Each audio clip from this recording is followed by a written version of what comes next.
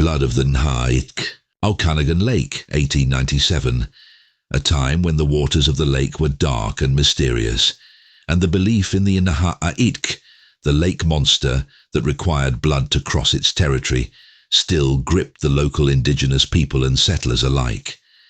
The silent legends still whispered in the cold wind that rolled off the lake, and travellers feared the deep waters as much as the rugged wilderness surrounding them. The water was unnaturally still as the canoe sliced through the lake, every paddle stroke reverberating like the beating of a heavy drum. Thomas McAllister, a grizzled trapper-turned-opportunist, glanced over his shoulder at the local guide, Carla, a man of few words. The rest of McAllister's expedition sat uneasily, their rifles strapped across their backs, as if bullets would protect them from what truly lived beneath the surface. They'd heard the stories, of course, who hadn't? But they were here for proof, for the prize that lay beneath.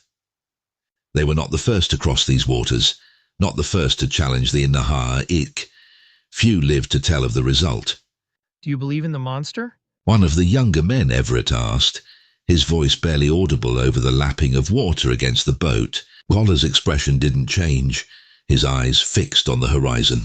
"It is not a monster. It is a god of the lake," he said softly, his words heavy with meaning.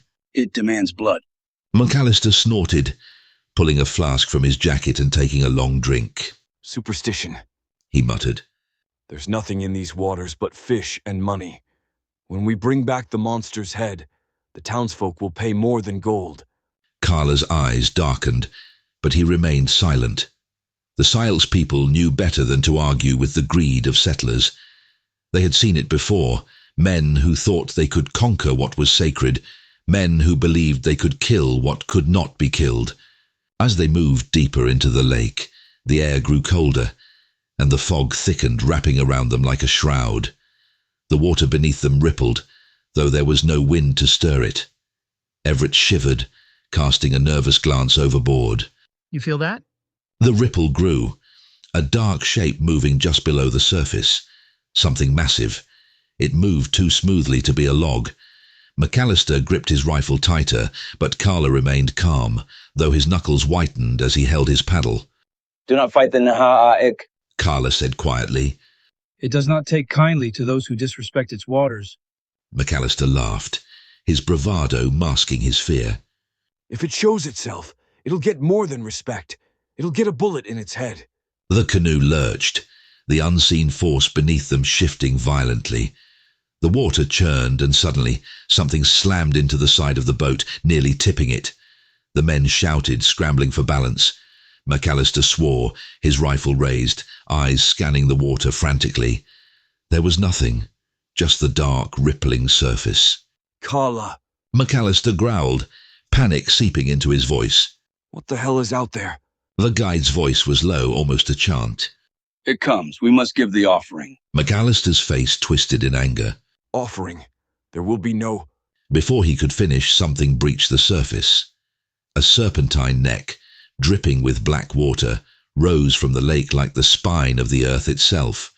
Its eyes were two dark orbs, empty, but filled with malice. Its mouth, lined with jagged teeth, opened as though tasting the air, searching. "Blood," Carla whispered. "Must have blood."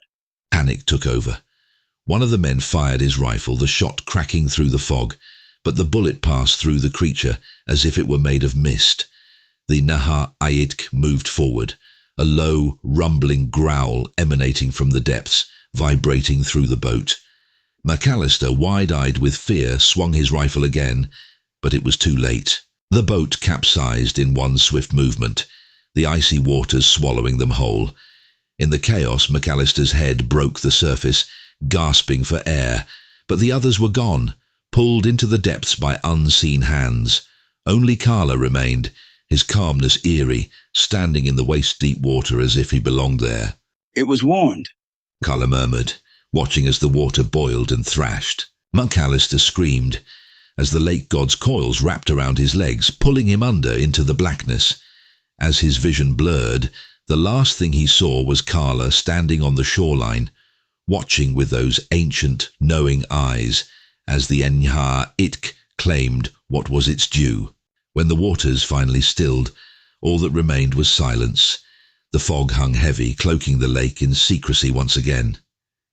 Kala turned and walked away, his footsteps silent on the cold ground. The Naha'aitk had its offering. The legend of Ogopogo would grow from there, whispered in the shadows by those who had heard the tale, but few would ever understand the truth behind it. The lake demanded blood, and when it didn't get what it deserved, it would take more than it was owed.